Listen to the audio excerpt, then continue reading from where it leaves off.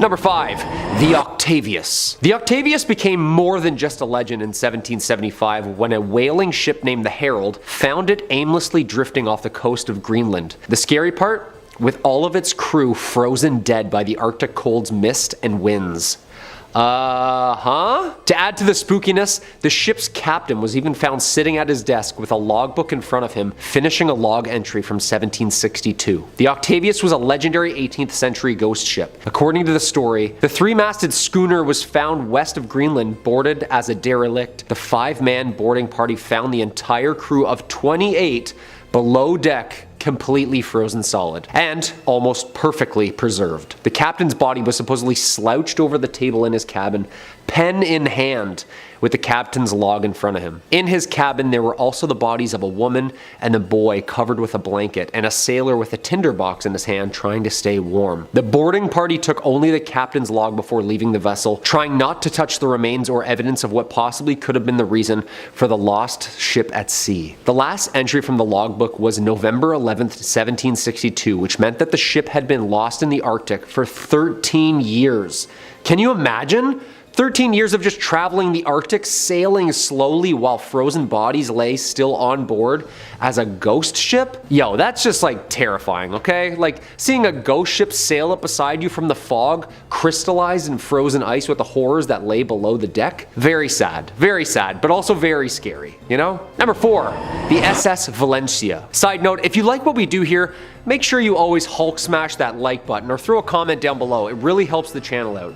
Let us know what other ghost ships you know of, and I'll check them out for a part 2 or maybe even a part 3. Speaking of more ghost ships, the SS Valencia is one of the creepier ship stories. Pulling up and finding a completely abandoned ship is scary enough. Those are people's lives lost. It's scary stuff. The SS Valencia was an American iron-hulled passenger steamer built for service in 1882 by William Cramp and Sons. It did many things. In 1897, the Valencia was attacked by a Spanish cruiser, Reina Mercedes, just off the Guantanamo Bay in Cuba. They tried to sink her, but nope. She was built strong, and she survived. A year later, she became a passenger liner for the US West Coast, where she served in the Spanish-American War as a troop ship during the conflict. Eventually, after her service, the Valencia was wrecked off of Cape Beale, the west coast of Vancouver Island, British Columbia, on January 22nd, 1906, as her sinking unfortunately took 100 passengers with her. Some classify the wreck of the Valencia as the worst maritime disaster in, quote, the graveyard of the Pacific, which is a famously known treacherous area off the southwest coast of Vancouver Island. That's a horrible nickname for a shallow area also, right? Like, the graveyard?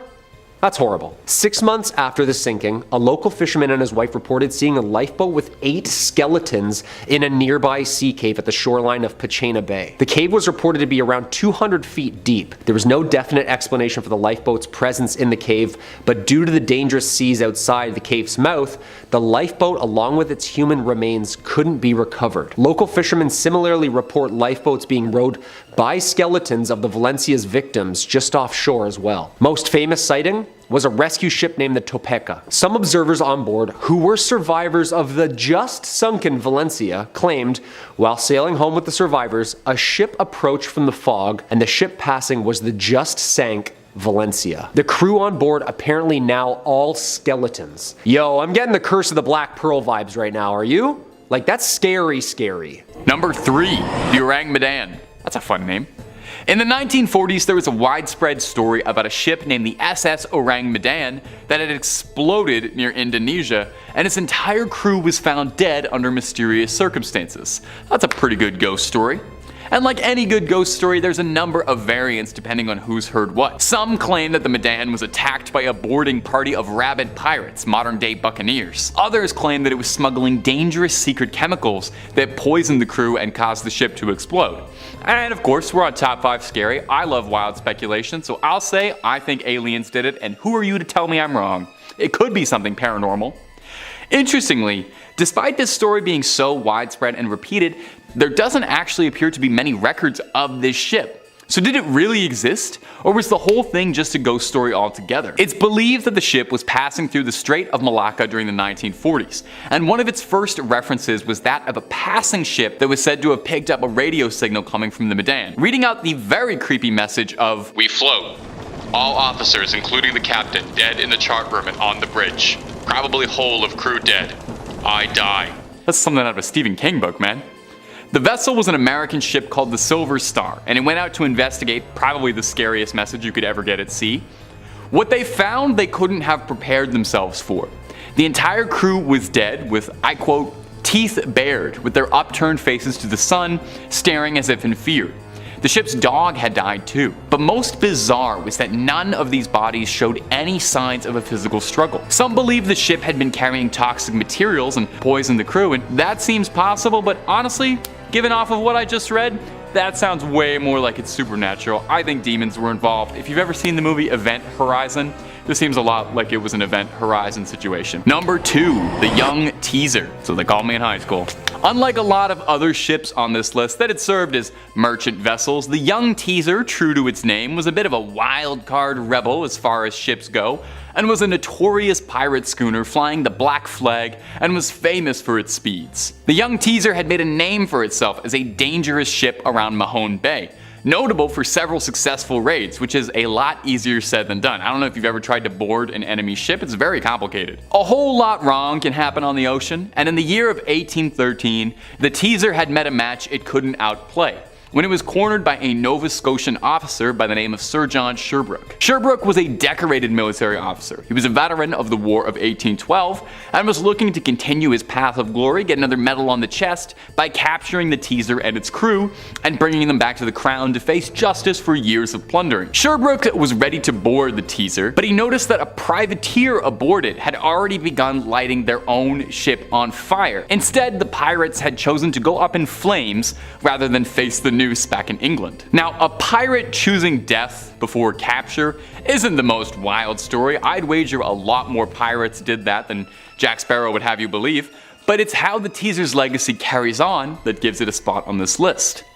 Ask a Nova Scotian around the Bay and they might tell you one of their more famous ghost stories, that on June 27th of every year, the otherwise peaceful Mahone Bay is overcome by fog, smoke, and the curdling screams of the damned crew whose souls are still trapped in the bay. They say on a real foggy night you can see the burning ship still sailing through. Some people even saying they see spectral sailors hanging off the riggings. Some boaters say that they see the ship charging towards them as if it was still marauding out and about, only when it's about to crash into another ship, it vanishes into thin air, leaving behind a cloud of smoke and fog in its place as if it was never there. And number 1, the Carol Deering. Now, we've been talking about ghost ships this whole video, and weird things that have happened to ships going missing, but we've yet to bring up my favorite anomalous triangle outside of Bermuda. So let's fix that, eh?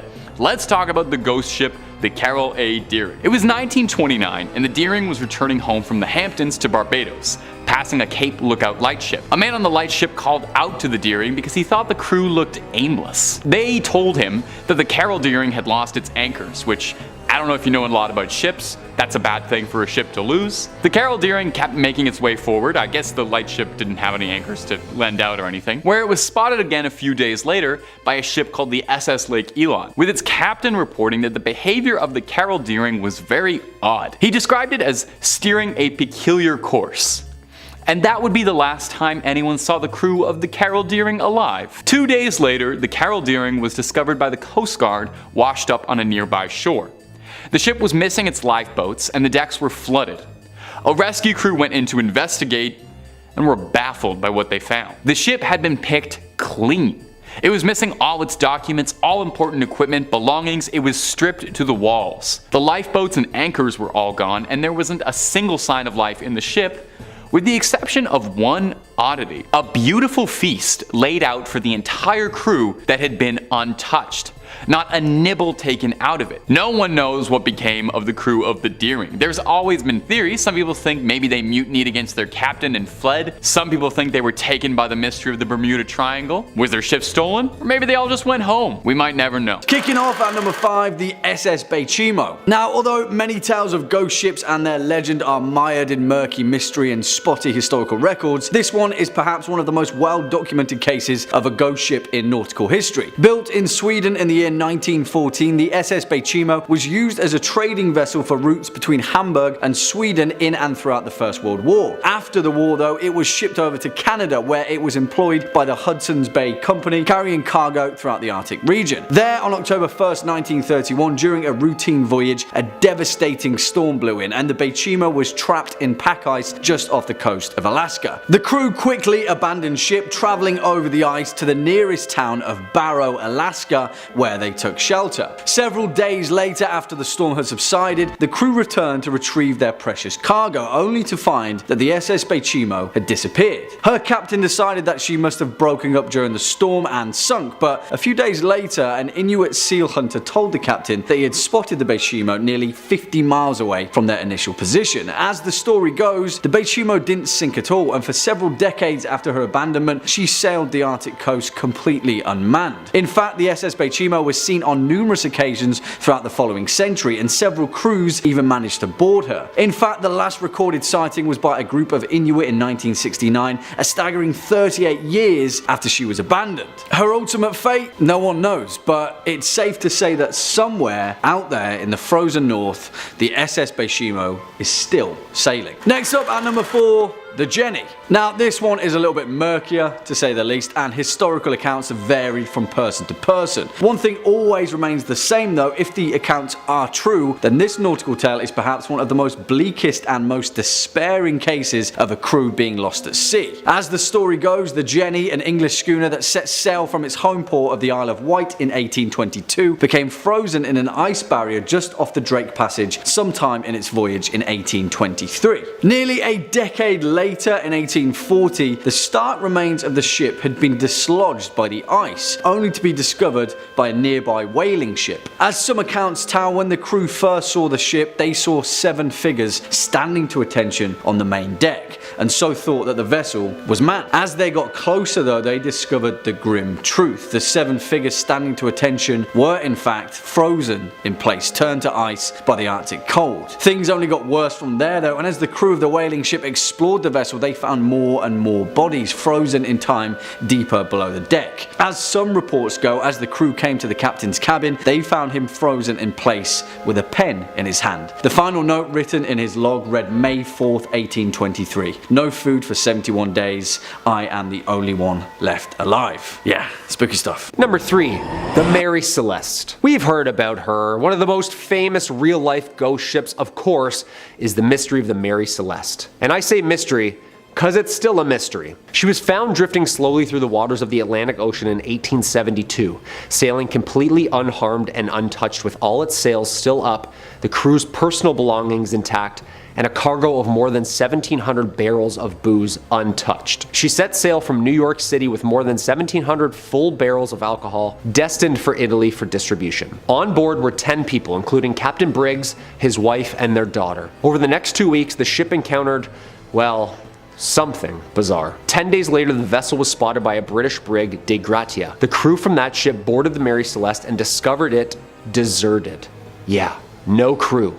Spooky. First thing I'm thinking is Bermuda Triangle. Always, always, always. Ghost ships, anything lost at sea, Bermuda Triangle, immediately.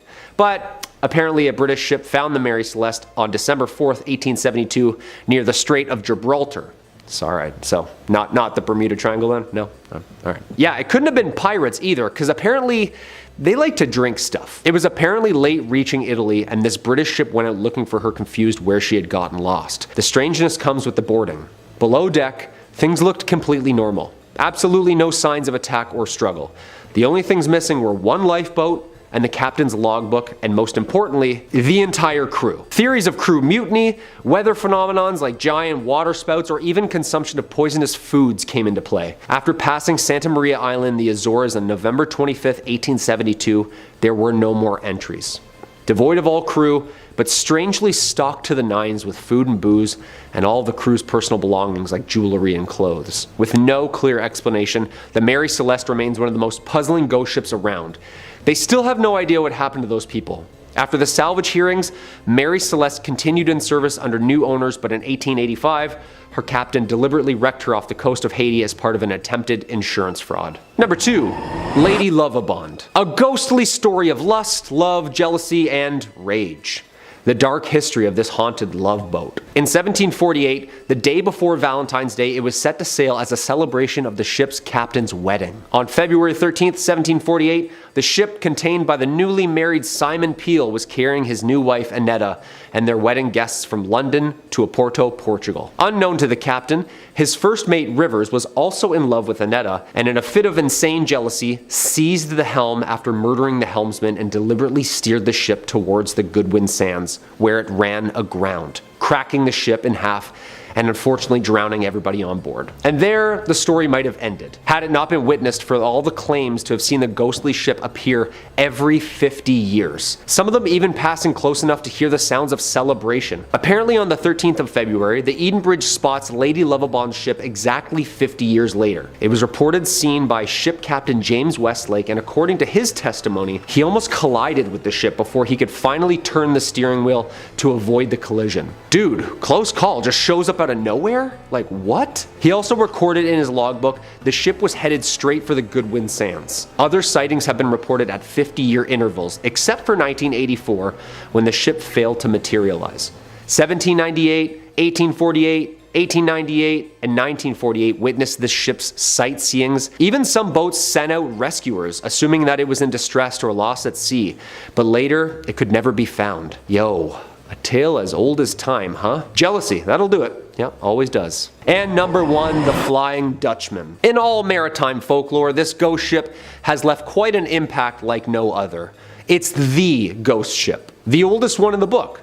Well, maybe not the oldest, but definitely the most prolific and well known. The Pirates of the Caribbean, the Dead Man's Chest, is literally the story of this. The legend, Vanderdecken, the captain, is on his way towards the East Indies with the confidence and determination. He tried to steer his ship through the horrid weather conditions of the Cape of the Good Hope, but failed miserably. Even after, of course, vowing to drift until his own demise, you see, he apparently signed a little deal with you-know-who. He swore that he would succeed through the perils of waves even if he had to sail until his judgment day. The devil apparently heard his oath and took him up on it, and now the Dutchman is condemned to stay at sea forever. Legend says that since then, they have been cursed to sail the oceans for eternity.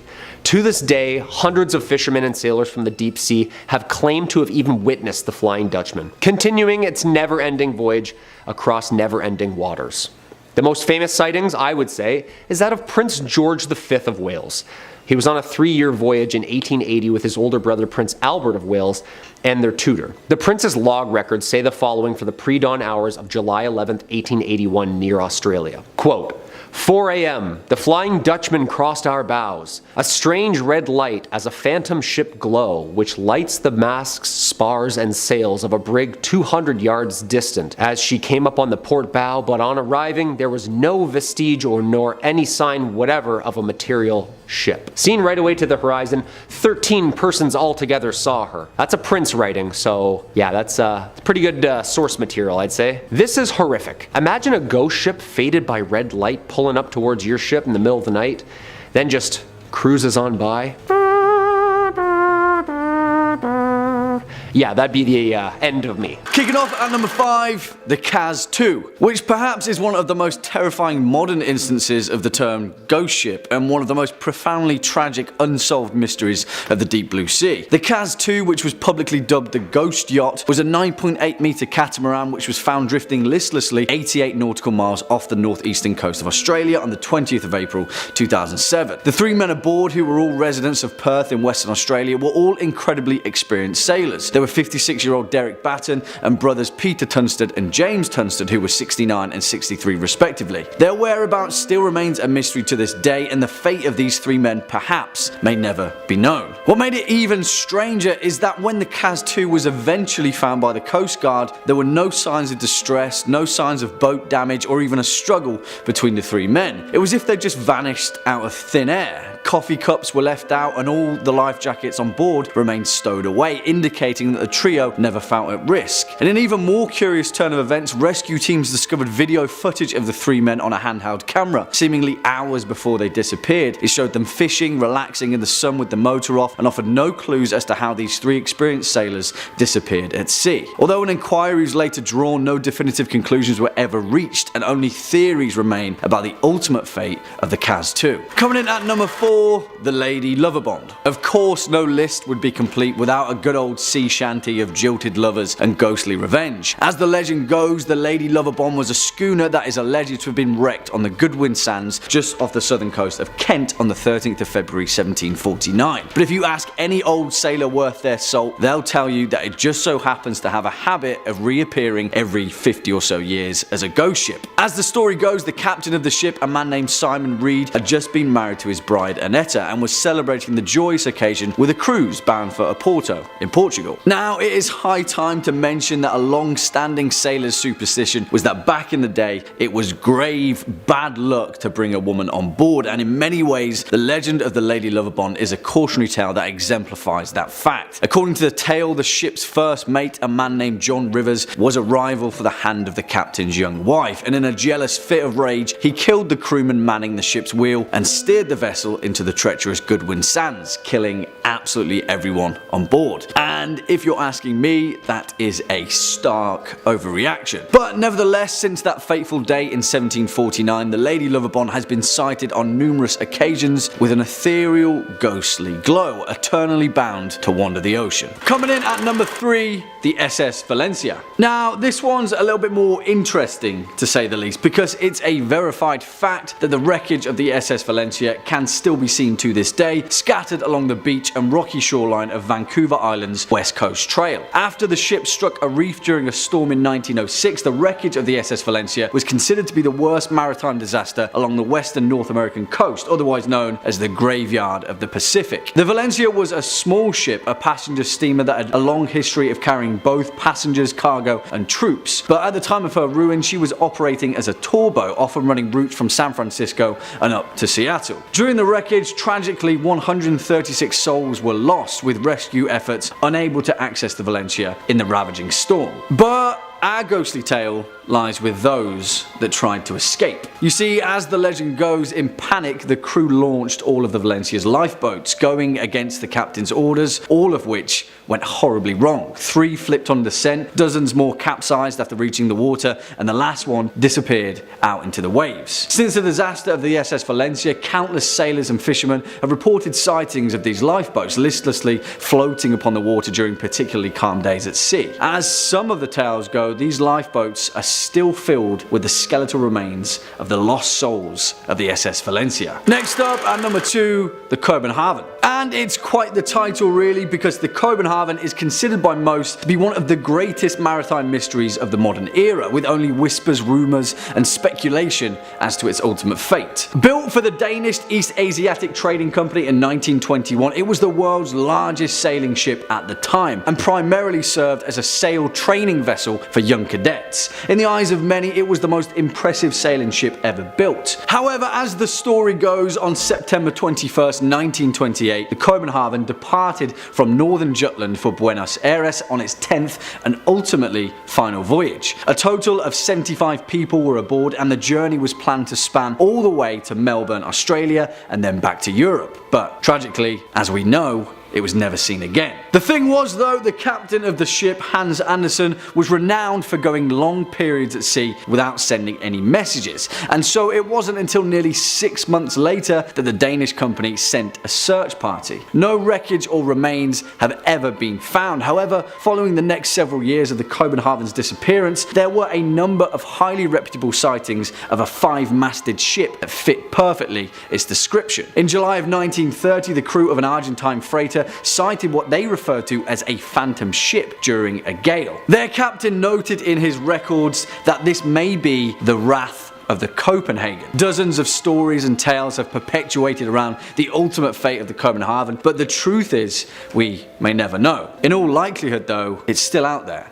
somewhere, floating on the endless tide. And finally, coming in at our number 1 spot, the Seabird. And this story is the literal definition of a ghost ship, and one of the most saltiest sea yarns that I've heard spun in a while. Although this one has a few more twists and turns that you may not have first seen coming. As the legend goes, in the year 1750, a vessel named the Seabird was idling off the coast of Newport Harbour in Rhode Island, and had quickly attracted quite a crowd on the shore due to its elaborate craftsmanship. Soon enough though, the crowd of onlookers noticed that there was something strange about the Seabird. There was no one manning the ship, not a soul in sight. As the legend goes, several moments later, the ship, as if by a supernatural wind, perfectly sailed itself through the rough breakers of the beach, gently landing on the nearby Easton's beach. There, a few brave souls boarded the vessel, only to find the Seabird completely deserted, save for a boiling kettle on the stove, and strangely enough, breakfast already prepared at the table. Now, some accounts state that a group of fishermen had passed the Seabird a few hours before and had even spoken to the captain themselves. Where had the crew gone? What had happened in the few hours that had passed since their last sighting? The truth of it is that no one may ever know, and such is the nature of ghostly tales from the sea. But, well, this is where things get a little stranger still, and take this final caveat with a pinch of sea salt. But as the legend goes, decades later, an old sailor reported to a New England journalist his deepest, darkest secret. In a fit of rage, he had murdered his entire crew just before making port, throwing their bodies into the ocean. And the name of that ship? Well, the Seabird, of course. Coming in number 5, we've got the MS Antonia Graza. What better way to kick off a list about ghost ships than with the vessel from the movie, Ghost Ship. Folks really love this one and come out in droves to sing its praises whenever possible. It's easy to understand why, too. With an absolutely brutal opening sequence and plenty of phantom fun aboard a wicked Italian ocean liner, there's a little something for everyone. The mystery behind the ship's fate is a fascinating one too, revealed over the course of the flick to great effect. See, all we really know about this ghost ship at the beginning is that there's some sort of tampering that caused the entirety of the crew and passengers to be sliced in half by a very tense wire. The only survivor was a young girl, as she was too short to be whipped in twain. Well, she survived the initial disaster, but being alone on a ship in the middle of the sea doesn't bode well for anyone. Decades later, a salvaged tugboat comes across the ghost ship and decides to give it a whirl. Upon boarding, they discover an enormous bounty of gold bars and an even more impressive collection of wayward spirits. They meet all sorts of ghosts who give them wishy-washy answers on what happened to them, all while some tugboat crew members are lured to untimely deaths by tricky spirits. Uh-oh. This ghost ship keeps getting, well, more ghastly. It's a mystery right up until the very end, and even then there's more to discover. It's more than just ghosts aboard this ship, there are demons and soul collectors aboard as well. And if you think that's the end of it, well, I've got some news for you.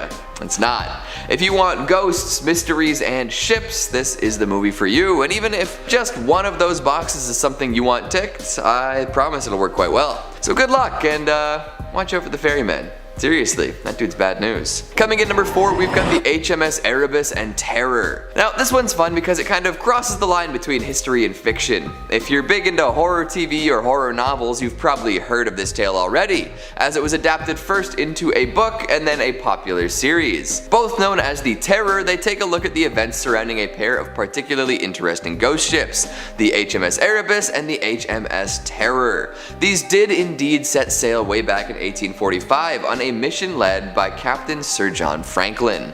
They were meant to explore the last unnavigated bits of the Northwest Passage to see if there was anything to be learned from the magnetic data up there. Unfortunately, both ships became trapped in ice in what one day would be Nunavut. Not ideal, right? Well, some theorize that the deadly cold and lack of supplies were only the beginning of these sailors' problems. There are many possibilities and variables when you put over 100 men on a couple of ships stuck in a frozen wasteland, and for many years, nobody truly knew what their fates were. After being icebound for more than a year, the ships were abandoned. It's said that Franklin and many others had already died by that point. With that knowledge, the rest of the crew, including Francis Crozier and James Fitzjames, went out in search of land. They were never heard from again. More than a century and a half later, both wrecks were discovered and they're both regularly explored and studied. But what happened when the ships were stuck? Why did the crews wait so long before striking out for land? Were there really no other options? In the Terror, a terrifying monster is introduced to keep the plot tense and exciting. Could such a creature really have appeared? Elements like madness and cannibalism are also introduced in the fictional retelling of this wreck, which seems like they could have played a part in the real-life tragedy. Still, the tales from the ships are just as chilling now as they've ever been, and the fates of all those who abandoned the ships at the end are still a mystery. Did they freeze and fall beneath the surface? Were they discovered by Arctic predators? Maybe they were taken in by nearby tribes, never to return to their previous lives. Someday we may find out the truth, but for now, it's all conjecture. Next up at number 3, the Mary Celeste, which in fact may very well be the world's most infamous ghost ship, as well as one of the longest enduring mysteries of the Seven Seas. Built in Spencer's Island, Nova Scotia in 1861 and launched under the new name of the Mary Celeste in 1868, this merchant brigantine sailed uneventfully across the Atlantic for years as a seaworthy, efficient vessel. It wasn't until her fateful voyage in 1872 where the true ghostly legend began, which has since gathered theories that vary from submarine earthquakes, water spouts, an attack by a giant squid, and even paranormal intervention. No one will truly know the ultimate fate of the Mary Celeste, with every single soul on board never being seen or heard from again, which is a terrifying thought in itself, isn't it? The Mary Celeste was discovered adrift and deserted just off the coast of the Azores Islands on December 5th, 1872. It was a Canadian vessel, the De Gratia, which found her in a disheveled but seaworthy condition under partial sail and with one lifeboat missing. The last entry in the ship's log was dated 10 days earlier, which detailed the vessel's last known location, before these mysterious, infamous events unfolded. On board was the ship's captain, Benjamin S. Briggs, his wife Sarah, and their 2-year-old daughter Sophia,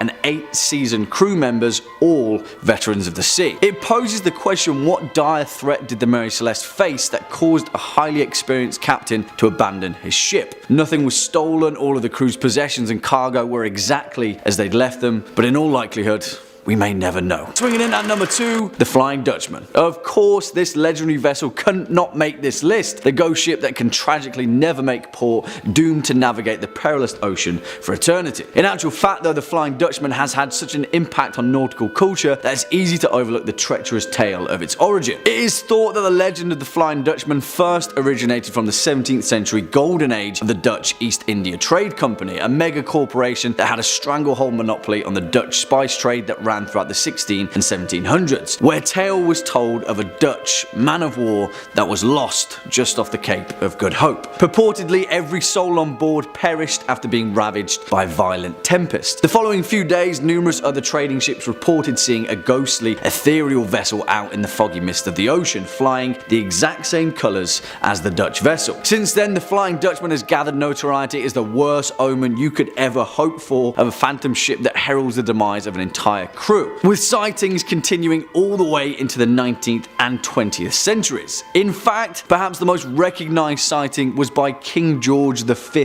himself during a 3-year voyage in 1881 just off the coast of Australia. He noted in his personal log that 13 people had seen the same glowing Flying Dutchman in the early hours of the morning, and later in the day, the ordinary crewman who had spotted the vessel fell from the foremast and, in his words, was smashed to atoms. That's a little bit worrying, that one, eh? And finally, our number 1 spot, the Orang Medan. And where do we even begin with the bizarre, perplexing legend of the Orang Medan, perhaps the most terrifyingly unexplainable instances of a ghostly shipwreck in history? But, well, the leading physical theory of the Orang Medan may be even more horrifying than it first appears. As the legend goes, at some time in June 1947, an American vessel by the name of the Silver Star picked up several distress calls from a nearby Dutch merchant ship, the Orang Medan. A radio operator aboard the troubled vessel sent a message in Morse code. In rushed, confused dots and dashes, it read, "We float. All officers, including the captain, dead in chart room and on the bridge. Probably whole of crew dead." And then a few moments later, after even more confused dots and frantic dashes, 2 words came through very clearly. "I die." Then silence. Nothing more was heard of them. But well, when the Silver Star eventually located and boarded the apparently undamaged and otherwise seaworthy Orang Medan, what they found absolutely horrified them. Every single person aboard was found dead, sprawled on their backs, frozen in fear, with their mouths gaping open and their eyes staring straight ahead. There were no survivors, but even more terrifying, apparently no signs of injury or foul play. Just as the Silver Star crew was preparing to tow the ship to a nearby port, a fire broke out in the Orang Medan, which shortly exploded before finally sinking into the depths. Since this horrifying incident, theories have ranged from the vessel carrying a highly dangerous chemical nerve agent to an entanglement with the CIA after the result of a secret experiment to an unprovoked alien assault. But if you haven't already sensed a theme with this particular list, it seems that we may never know. Coming in at number 5, we've got the Mary Celeste. Don't be tricked by the lovely name, this ship is no fair maiden. Maybe it was named for one, but that's got nothing to do with their ghostly tale. This tale is a tragic one indeed, and one that seems ridiculously risky by today's standards. A captain decided he wanted to make the trip from New York to Italy aboard his ship, the Mary Celeste. Had he decided to bring a super experienced crew and a bunch of cargo, that would be one thing, but this nautical journey was no such business trip. Instead, he decided to bring his wife, 2-year-old daughter, and a crew of 7. That's a small group of people for such an extensive journey, especially when bringing one's family along. But everyone boarded the ship regardless and headed out to sea. Their journey should have been about a month, but they never arrived in Italy. Instead, another ship known as the Dei Gratia came across the Mary Celeste, floating aimlessly in the sea. Assuming the worst, the crew of this new ship went to see if anyone was still aboard. But they were never able to help anyone as the ship turned out to be empty. But it wasn't totally gutted though. There were still plenty of supplies in the larder, and the ship itself was still in pretty good shape. Sure, there was a bunch of water on the deck, but it wasn't like it was gonna sink anytime soon. Stranger still, the lifeboat was gone with no indication as to why or where it was heading. So there the Mary Celeste was, without a captain, crew, or family, drifting in the Atlantic. It became one of the most famous ghost ships of its era too, as Sir Arthur Conan Doyle drew inspiration from it, and used this inspiration to write his short story, J. Habakkuk Jeffson's Statement. This tale was a launching board for many theories, from pirates to mutiny to cold-blooded murder. The thing is, nobody knows for sure what actually happened. The captain, his crew, and his family were never heard from again. Now, there are some more realistic theories that have come forth about the inexperienced captain not knowing the full extent of damage to his ship and ordering everyone maybe prematurely onto a lifeboat at the first sight of land. Even so, that likely ended in tragedy as well, as the lifeboat never made it to shore, or so we think. And with all those supplies still on board and the ship not going down anytime soon, it feels a bit like an ironic tragedy now, doesn't it? Coming in at number 4, we've got the Kobenhavn. 5 masts, and none of them prevented the ship from going ghost. You'd think it would be easier to spot that way, but hey, unlike our last ghostly tale, this ship was jam-packed with capable sailors. Well, partly anyway. The Kobenhavn was known as a training ship, which would often take a fair number of cadets. They would learn how to best run the ship so that their subsequent journeys might go a little smoother. One would assume that a training ship wouldn't be subject to overly harsh conditions, just like how any training is supposed to lower the risk of failure during a real-life scenario. Unfortunately, this was not the case. 60 sailors marched aboard this well-fitted ship, and once they departed, they were never seen again. The ship had all anyone would need to succeed, including plenty of lifeboats, an auxiliary engine, and a wireless communication system. So what went wrong? Nobody really knows. It left the Rio de la Plata on December 14th, heading to Australia. On the 21st, the crew was in touch with another ship and all seemed to be well. After that though, they went totally silent. Some think they ran into an iceberg, others claim that it could have been something more sinister. Either way, darkness and fog definitely played into the equation. For years, the Kobenhavn was missing in action with nothing to show for it. However, some sailors did claim to see a phantom ship with 5 masts sailing the seas. Now, the ghost crew hasn't attempted to communicate with anybody yet, nor has anybody been able to get close enough to confirm what they've seen. But you'd better believe those cadets are seasoned sailors by now. Back in 2012, a wreck was discovered that many believe to be the Kobenhavn. However, this still goes unconfirmed. Coming in number 3, we've got the Wind Waker's ghost ship. Now we're back to some total fiction.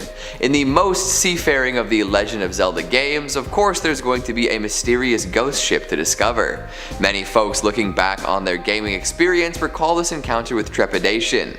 It was freaky to find a ghastly vessel in what seemed to be a relatively cheerful game, especially when you couldn't actually interact with the ship without a specific chart. It would coast around the ocean, moving from place to place based on the position of the moon. Sailing at night became more of a thrill once you knew a ghost ship could cross your path. Worse yet, if you did have the appropriate chart and made it on board, you'd be greeted with plenty of skulls and a few enemies, which tells the tale of a very unfortunate crew if you ask me. Thankfully, there is treasure to be found on this ship, and once you open it, the entire ship will disappear, with a really creepy laugh to boot. Unbeknownst to the treasure seeker, they'll end up unconscious on their boat afterwards. How'd they get there? Who did those skulls belong to? Where did the boat go? All good questions, but not all of them have good answers. Ask around and you'll just hear tales of terror. Apparently the person who put the ghost ship chart together died shortly afterwards, so you can't even ask for more details. Oh well, that's life. Or afterlife. Coming in number 2, we've got the SS Edmund Fitzgerald. How does that old tune go again? A favorite of dads and policy majors everywhere. Well, we're not here to discuss Gordon Lightfoot, although it is a quality segue into this topic. We're here to talk about the largest ship to ever sink on one of the Great Lakes. This monolithic masterwork full of ore was famous for playing music all the time, which would entertain those along the shores when it passed through. However, it did meet a grim fate, and the story is still quite well known today. During a pretty routine trip, a hefty storm brewed. The captain was aware of this and sent some messages relaying the issues, but never a distress signal. However, that might have been helpful, as during the voyage that ship sank and all 29 crew members perished. To this day, no bodies have been recovered. Nobody knows exactly what happened to the Edmund Fitzgerald. After years of examination and theorizing, many potential factors could have come into play. Some say that it may have been swamped, others claim it could have suffered structural failure or even been shoaled. Regardless of the actual problem, no reports from the ship itself materialized, so it's possible we'll never know. And finally, at number 1, we've got the Flying Dutchman. Anyone else have their first experience with this ghostly tale through SpongeBob SquarePants? Only 90s kids remember, am I right? I'm gonna have to retire in shame after that one. Ignoring my tacky pop culture worship, let's talk about the actual ship, not the green tinted underwater ghost. For ages, mariners, sailors, and other water-minded folk have told tales of the vessel that can never make port. Doomed to sail the seas forever, this craft is a portent of doom. If you see this glowing aberration while on an aquatic journey of your own, bad luck is sure to find you. The origins of the ship are hotly contested, ranging from vengeful pirate tales resulting in a cursed ship to a captain selling his soul for safe passage after ignoring warnings of danger. But one can be certain that the deck is loaded with the souls of criminals and ne'er-do-wells. If you hear cries of "ah, ooh, ah," or spot a ghastly green light while sailing the seven seas, good luck. Kicking off at number 5, the Caleuche.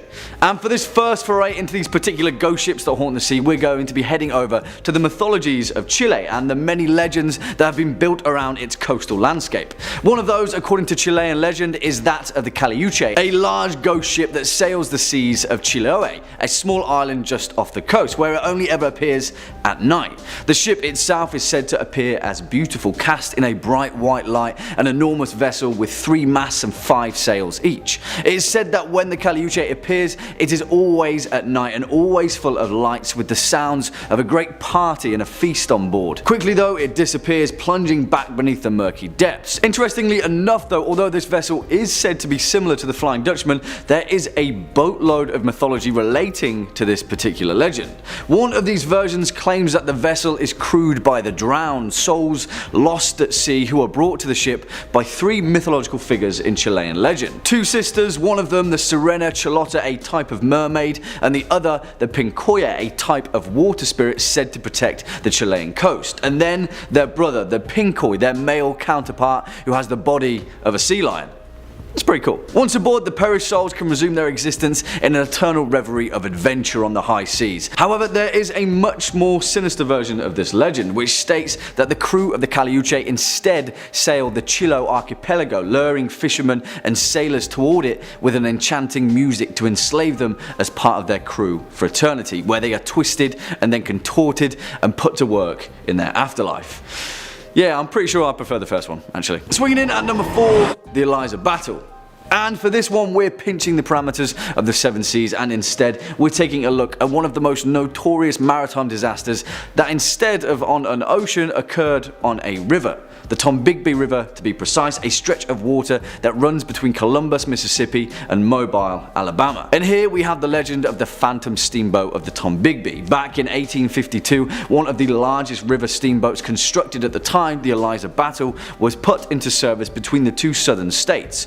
During one particularly cold February in the winter of 1858, after the Eliza Battle had departed the city of Columbus, the ship made its way downriver, stopping on the way at Pickensville, Gainesville, Demopolis, Demopolis and several other small river landings. By the time that the steamboat had left off at Demopolis though, it was filled to the rafters with passengers, and not only passengers but also over 1,200 bales of cotton to be ferried to the final stop. Now, although it roughly still remains a complete mystery, around 2 AM on March the 1st, 1858, about 30 miles downriver from Demopolis, the crew of the Eliza Battle awoke startled to discover that the cotton bales on the main deck were on fire. Flames soared and quickly engulfed the ship's hull, soon spreading out of control despite the frigid temperatures attributed to the odd, gusty evening. The boat continued onward though, the entirety of the exterior completely engulfed in flames and cut off from their lifeboats. The passengers, many of them who had awoken dressed in their night clothes, were forced to plunge into the icy river below. Now, some of them survived mainly by floating atop the remaining cotton bales, but all in all, over 33 people lost their lives, both crew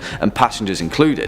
The Eliza Battle quickly sank beneath the water, the wreckage of which still lingers at the bottom of the Tombigbee River. It's said that on a particularly cold and windy night, the Eliza Battle will emerge from the icy fog engulfed in flames, once again a warning sign of an oncoming ill omen. Coming in at number 3, we've got the tale of the Jenny. Now, the tales I've told up until this point have been mysterious indeed. The fates of the folks on board are up in the air and may never be fully explained. The story of the Jenny is just as mysterious, especially because it's been contested by a few folks, but the fate of the crew, if you believe the story, is more cut and dry, or should I say, frozen and wet. In this unsubstantiated story of oceanic horror, the crew of a ship named Hope came across what appeared to be a ship in pretty good shape. From a distance, there appeared to be crew members working on the deck. This struck the crew of the Hope as a little strange, as the Jenny had been missing for many years. When they got closer, it all started making sense though. The men they had seen atop the ship were indeed still there, but not alive.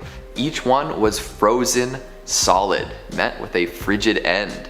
Yikes. Things got worse when the captain of the Hope decided to check out the inside of the ship, where he found more frozen corpses. The Jenny's captain was discovered frozen to a chair with a journal nearby. The final entry in his log read, "No food for 71 days. I am the only one left alive." That one sentence carries all sorts of latent horror, with images of more than 2 months without food in a horrible frozen environment. One has to wonder if any crewmates became food for the survivors, and what life must have been like as Hope faded by the day. Coming in number 2, we've got the Baron Falenberg. Here's a general rule for life: don't kill your brother and his bride. If you can't abide by that, maybe you deserve to be carted out to a ghost ship and doomed to roam the waters until time immemorial. The good Baron was unable to follow this seemingly simple rule and ended up in a less than savory position. The story goes like this. One day, after being missing for quite a while, Baron Falenberg's brother returned home. Folks were quite pleased with his return, and the brother proposed marriage to a lovely young maiden the Baron himself was interested in. At their wedding feast, the Baron lost his temper and cracked his sibling over the head with a bottle, killing him. The bride-to-be was terrified and ran off, but the Baron pursued her to confess his love. This didn't go over very well, and the woman told the Baron that she'd rather be dead than be with him. A very literal man, the Baron interpreted this dramatic retort as a request, and he stabbed her. Realizing the grave mistake he'd made, the Baron fled to the beach, where he found a man with a dinghy waiting. This man told the Baron that the captain was waiting for him and rowed out to a much larger ship off the shore. From there, the Baron boarded the ship, and for the past half a millennium, he's remained on board. This ship always seems to be heading north, flickering with blue flame and filled with skeletal sailors. And finally, at number 1, we've got the Palatine. Forget the Block Island sound, we're talking about the Block Island light. If you ever find yourself around Rhode Island between Christmas and New Year's, take a look across the water at night. It's said you might see an old ship blazing against the darkness. There are many stories about where this ship came from, and none have been officially confirmed. Some say that the crew had come down with a terrible illness and the captain would not let them go to shore. Others say that folks from Rhode Island lured the ship to the shoals in order to take what they could from it, killing the remaining passengers. And then there's the alternate version where the locals actually rescued the folks on board and nursed them back to health. So why is the ship on fire in the ghostly apparitions then? Well, apparently a woman was left on the island by the ship and eventually came to be known as a witch. She got her revenge on the vessel by imagining it on fire and cursing it for leaving her alone. Coming in at 5, the RMS Lusitania. The RMS Lusitania was a British ocean liner that was sunk on May 7, 1915 by a German U-boat 11 miles off the southern coast of Ireland. The sinking of the Lusitania presaged the United States declaration of war on Germany just 2 years later. This ocean liner currently resides 300 feet below the surface off the coast of County Cork, and during the day was the largest ship to set sail, carrying 1,960 people when it set off for what was known to be her last voyage. After being torpedoed by the German U-boat, it took just 20 minutes for the Lusitania to sink and killing 1,197 people aboard. Now to this day there is controversy surrounding the boat, as the boat was carrying civilians from nations not embroiled in World War I, specifically Americans, and the attack in turn helped change the US opinion against Germany, according to the Lusitania resource that is. Many historians believe that former British naval intelligence deliberately placed the boat in danger in order to drag the US into the war alongside the Brits. However, not only that, but the ship was also carrying munitions for the war effort, a detail which the British government refused to confirm until 2014, a detail which may explain the source of the mysterious explosion some survivors reported hearing after the initial torpedo strike. Now, interesting still, the wreckage of the Lusitania was bombed by the Royal Navy during World War II, and in the 1990s a Dublin diver visited the wreck, with him describing it like Swiss cheese, and that the seabed around the boat was littered with unexploded hedgehog mines. This is definitely not a place you'd want to visit. Coming in at 4, SS Andrea Doria. SS Andrea Doria was an ocean liner for the Italian line, which is most famous for sinking in 1956 when 46 people died. On July 25th of 1956, while Andrea Doria was approaching the coast of Nantucket, Massachusetts, bound for New York City, the eastbound MS Stockholm of the Swedish-American line collided with it during thick fog, in one of history's most infamous maritime disasters. The boat was top-heavy, which resulted in the Andrea Doria tilting and in turn leaving half of its lifeboats unusable. The shortage of lifeboats would of course result in significant loss of life, but thankfully the boat stayed afloat for another 11 hours following the collision. Due to this fact, 1,660 passengers and crew were rescued. However, 46 people on the ship died as a direct consequence of the collision. Now, what makes this shipwreck so interesting is that due to the luxurious appointments and initially good condition of the wreck, Andrea Doria has been a frequent target of treasure divers and is commonly referred to as the Mount Everest of scuba diving. The ship is called this simply because of the number of deaths while exploring the site.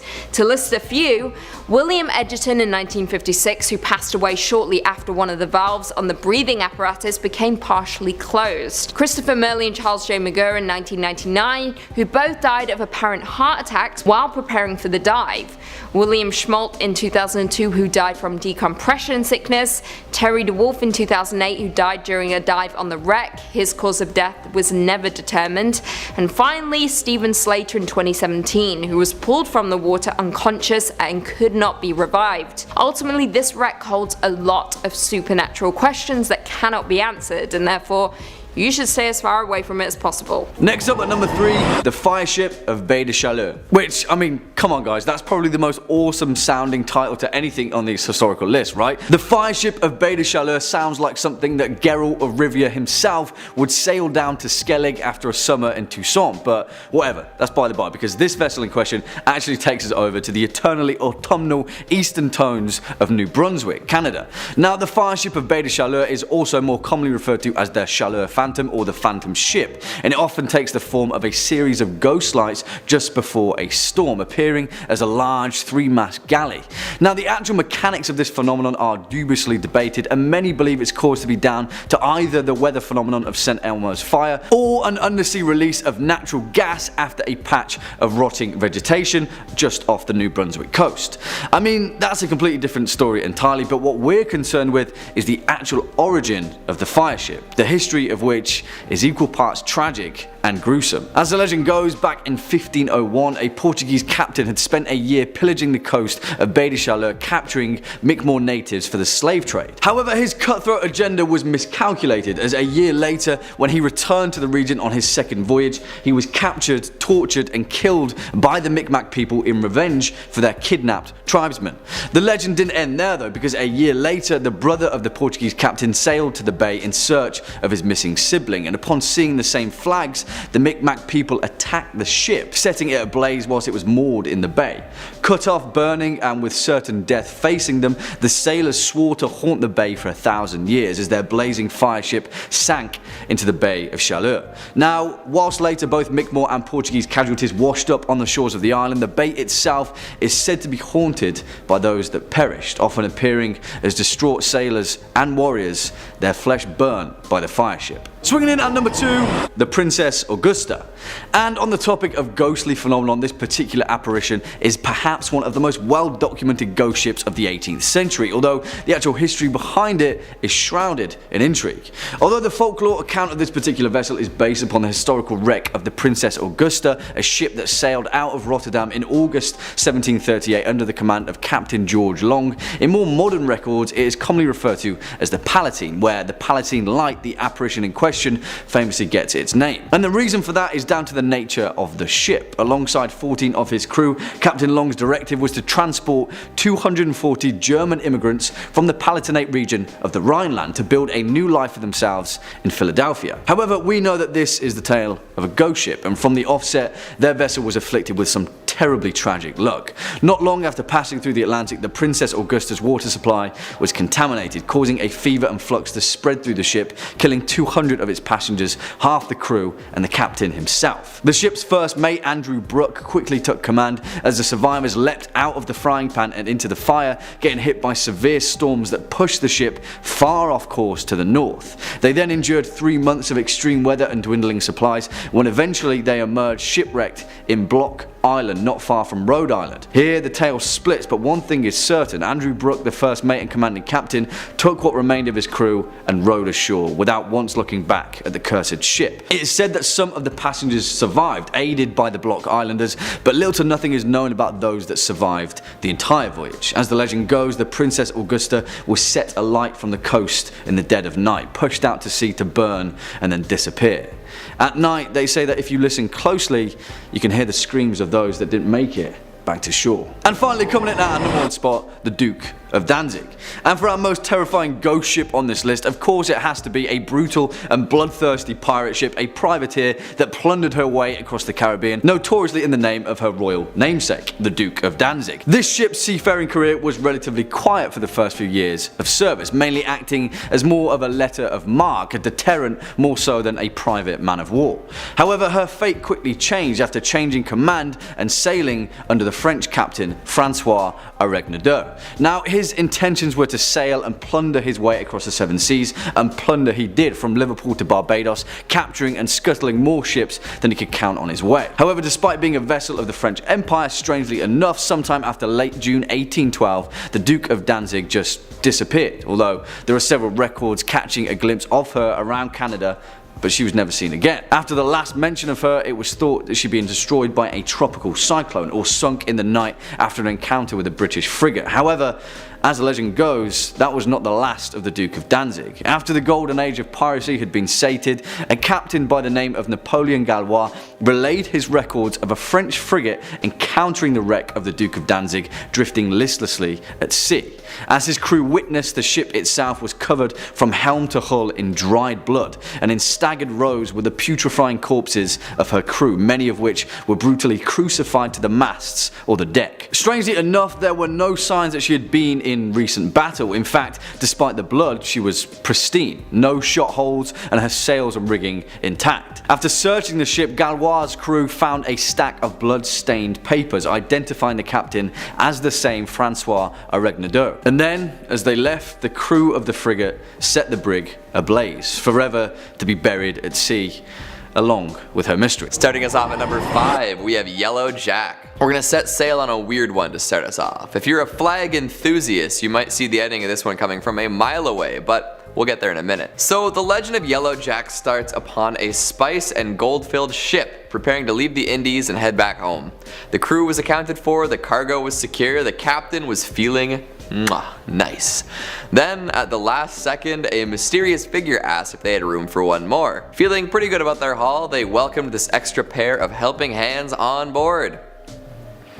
Wrong move. Turns out this was a disreputable lad known as Yellow Jack, with a reputation so abhorrent that the ship was forbidden to enter any port she called upon. For ages the crew sailed from port to port hoping that someone would let them dock, but it never happened. They were forced to endlessly cruise the seas, running lower and lower on supplies. Patience too. Eventually the crew went mad and committed mutiny before they all murdered each other. Some say the ship is still sailing, the ghosts of these sea-locked sailors manning the helm. Someday they may find a port that will take them and they will finally be able to rest. In the meantime, they will sail the seas, infecting other ships with the same madness that Yellow Jack caused. Now this is a spooky, ghostly story in its own right, but it could also be a reference to a different ship killer at the time. Disease. The Yellow Jack is a flag flown by ships infected with plague, cholera, and other nasty, fast-spreading diseases. So Yellow Jack itself could be a metaphor for disease, and ports weren't letting them in because of quarantine procedures. Absolutely fascinating, and it would also make a killer movie. A pirate quarantine body horror. Think The Thing meets Wreck meets Pirates of the Caribbean. Oh damn. Coming in at number 4, we have the Caleuche, a Chilean ship sailing around an island known for its terrible storms. Shining white sides, 3 masts with 5 sails, blood red. The ship sails independent of any human input. Sure, there's a ghost crew, but the Caleuche is known for being sentient. The ship has a mind of its own, it'll glide along the water at incredible speeds, and is able to submerge and continue navigating underwater, similar to the famous Flying Dutchman. When it passes, folks say you can hear the crew cackling for a brief moment. It's a ship known for the merriment of its ghostly crew. They throw parties often and hop around on one leg. The folks on board often only have one leg because the other is folded behind their back, similar to another Chilean mythological entity. Top off their strange looks and mannerisms, some crew members have backwards faces, terrifying all who lay eyes upon them. Some say the Caleuche is manned by sailors, both dead and alive, dragged from the depths and snagged off passing ships. Another legend says that the ship is piloted by the souls of the drowned, brought aboard by water spirits and granted the gift of life in exchange for their servitude. Not so sure that's a good deal, you know, life eternal, but you'll always be on a stinky ship. Maybe the parties are just that sick.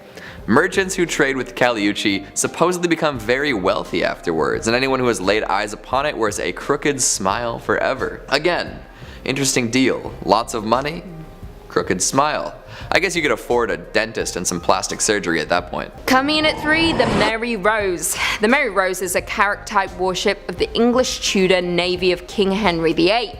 She served for 33 years and ultimately saw her last action on July 19, 1545, when she sank off the Isle of Wight.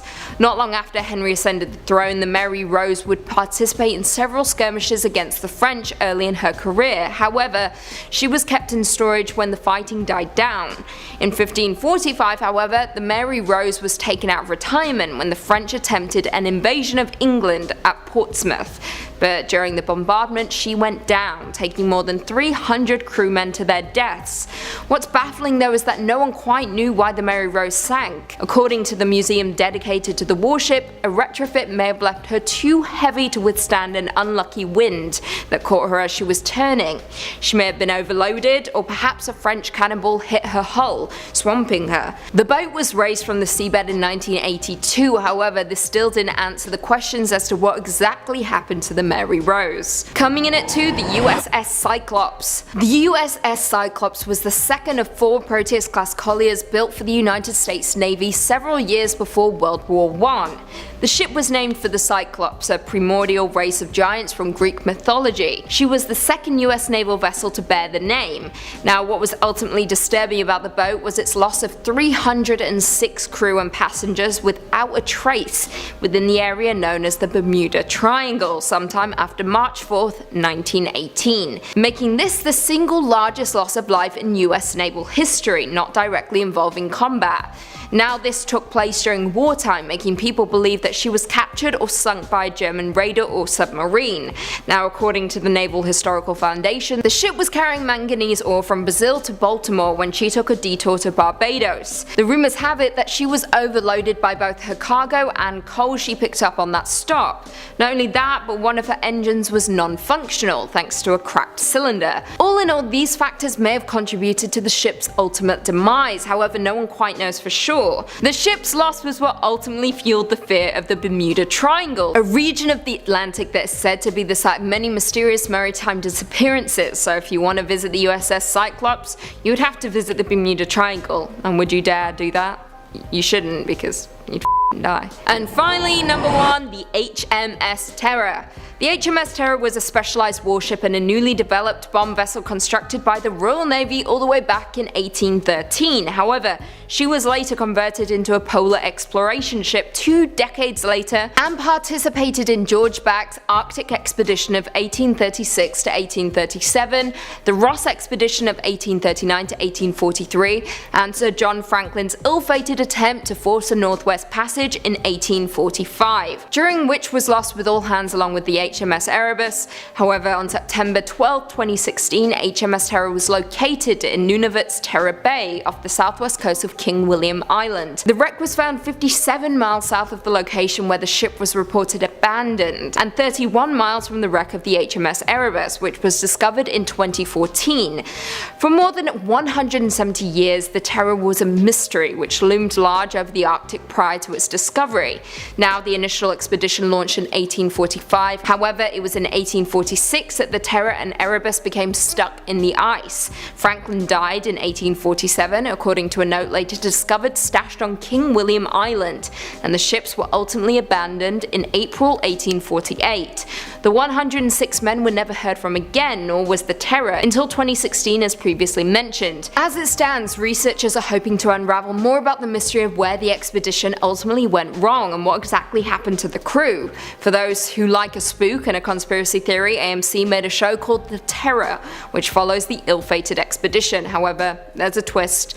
It is emotional but absolutely terrifying, and is perhaps one of the best shows I've watched in a long time. Give it a watch, you won't be disappointed. Number 5. The Mary Celeste. Our first entry on the list of ghost ships today is the story of the Mary Celeste, a ghost ship where the crew abandoned it for a reason no one knows. In 1872, the captain, one Benjamin Briggs, cast off out of New York's docks to travel to Italy. On board were the captain, his wife, their young daughter, and a small crew of 8 seasoned sailors coming with them. The voyage seemed like a success until it was found by another ship, the Del Gratia. The crew of the Del Gratia approached the Celeste since it was barreling forward at full speed and full sail without anybody manning the crew. So the Del Gratia boarded it to investigate and found more questions than they had before, as there was barely a sign of life. If they hadn't found it freely floating, they would have assumed the ship had just been built. There was a little bit of water in the hold and a lifeboat was missing, but other than that, the ship was fully intact. The hull undamaged, the hold replete with food and water and other supplies. So what happened? Why would the captain and the crew abandon a perfectly serviceable, well-stocked ship, especially one that was carrying his own family? Now, there have been theories over the course of the years. Piracy is a fairly common suggestion, suggesting they were attacked, but if the ship had been raided, why did they leave all the food and water behind and leave the ship freely floating? It's not like a pirate to leave anything valuable behind, anything at all. The ship was still on course to their destination, and the logbook found on board stated that the Mary Celeste was on the right path, so what happened there? They were going the right way. It's worth mentioning that before this strange occurrence, the Mary Celeste already had a checkered history. It was originally known as the Amazon before Jeff Bezos sued. No.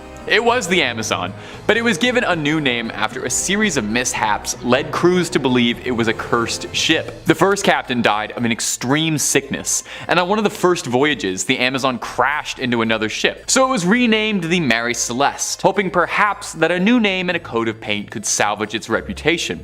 If only that was the case. The Celeste was recovered and sailed a few more years before being run down for insurance purposes, and to date, no one knows what ever became of Benjamin Briggs and his crew. And if you're looking for more ghost stories, not necessarily nautical, but ghost stories of any variety, Top 5 Scary has loads of that and then some. We've got just about everything freaky you can think of.